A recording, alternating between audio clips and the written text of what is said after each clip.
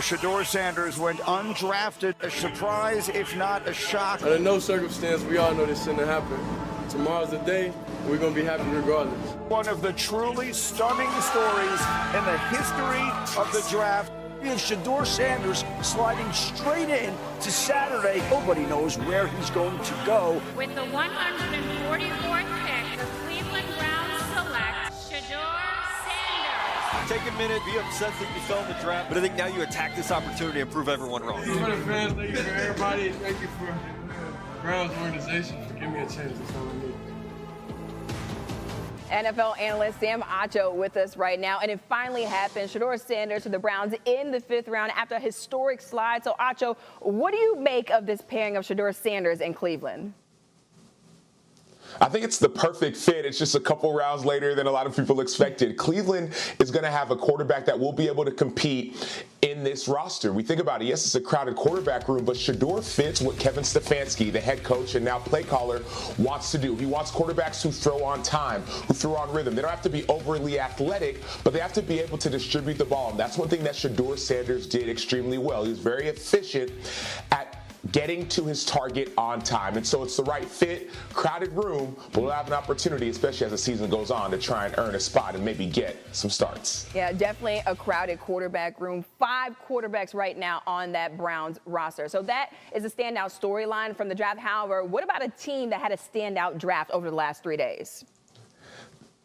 The defending Super Bowl champions, Philadelphia Eagles, did it again. Let's start with their first-round pick, Jahad Campbell. He's a beast, a linebacker out of Alabama. But what's better about this fit is the fit between him and his coordinator. Vic Fangio loves linebackers. We've seen it over and over again. I saw it up close and personal when I played with him as a linebacker for 4 years. It's going to be an unbelievable fit in the middle of this defense. And then combine that with Andrew Makumba, safety out of Texas. He's a physical, hard-hitting safety, but also is a ball hawk. And oh, by the way, there's that Georgia connection again. 5th round, Smile London, Athens over going again to Philadelphia.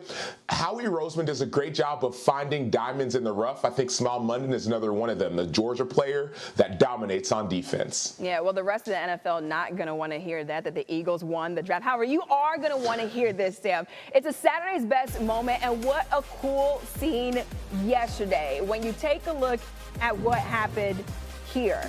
This is someone you must be familiar with. The Packers took Texas edge rusher Barron Sorrell, and much to his surprise and to the team, really, Sorrell was the only one to actually stick around in the draft room and made an appearance on stage after getting selected. And Sam, we know that you're a Texas Longhorn. You love that program.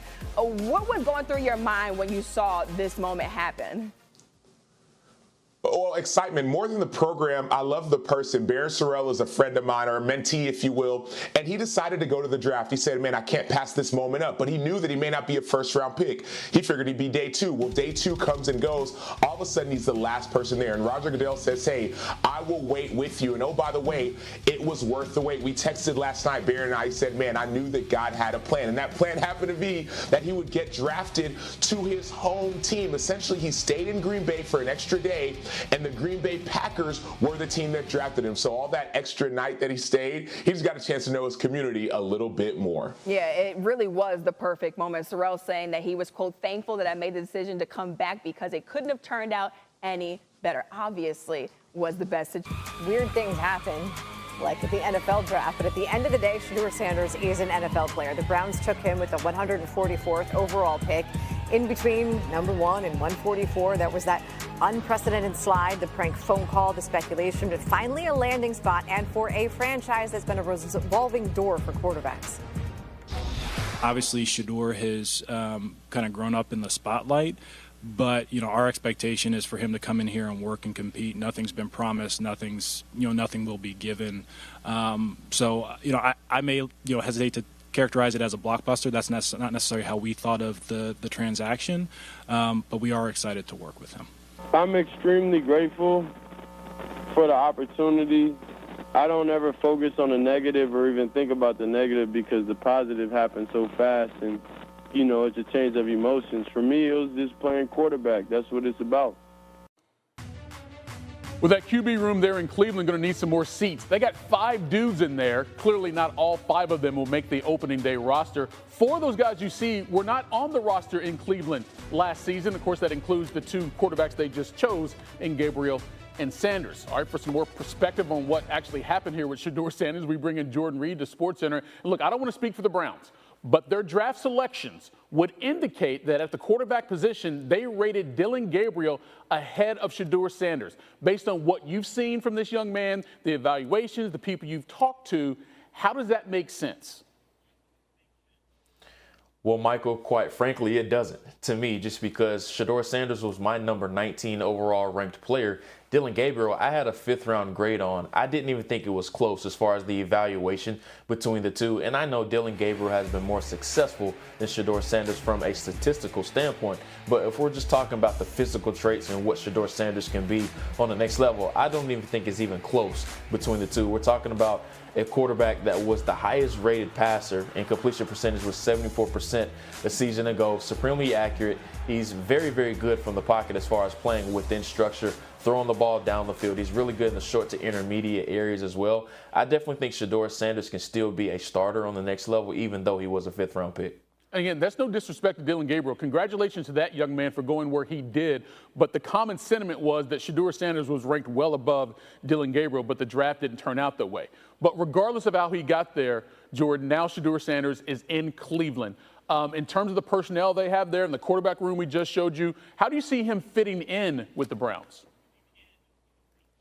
Well, it definitely is very crowded. He's entering into a very crowded quarterback room. They already have Joe Flacco and Kenny Pickett at the top of the depth chart, and we just mentioned Dillon Gabriel, and Deshaun Watson is still on the roster technically as well. But Shedeur Sanders, he enters into a situation where I think he has a chance to play at some point. But the biggest thing for him is that he has to understand that he is a day 3 selection, and he can't come into Berea thinking that he was a day 1 selection. He has to have a day 3 mindset and understand that that's his role right now behind Joe Flacco as well as Kenny Pickett. Just take notes from those guys, especially just cling on to Joe Flacco, who was once again in a situation with Lamar Jackson back in Baltimore. We saw what Lamar has turned out to be. Not saying Shedeur is going to end up being like Lamar Jackson, but just talking about the role initially that he needs to play. By the way, though, Shedeur not the only Sanders making it to an NFL roster. His brother Shiloh, undrafted safety out of Colorado, he signed a free agent contract with Tampa Bay on Saturday. Jordan Reed joining us here on SportsCenter. Draft projections to 401k balances. No number you see is actually real until the day your name is called or you make a withdrawal. And sometimes all it takes for either value to plummet is someone talking nonsense, either publicly or privately with the real decision makers. And that's a lesson that just about every draft prospect learned this week, but especially Shedeur Sanders, a projected 1st round pick who for some unclear reason fell all the way to the 5th round, where the Browns finally selected the Colorado standout with the 144th overall pick. Shedeur Sanders, to me, when you talk about the locker room and the players around him, they love him. Now, the perception from others outside based on what there's the noise, maybe